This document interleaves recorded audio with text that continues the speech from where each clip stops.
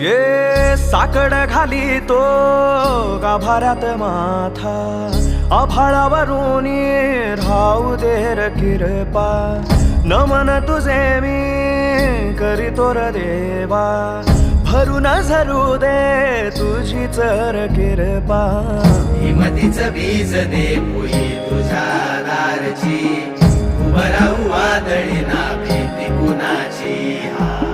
साथीला तू राहू मी वाट चालतो, खडतर वागडी असो दूरची.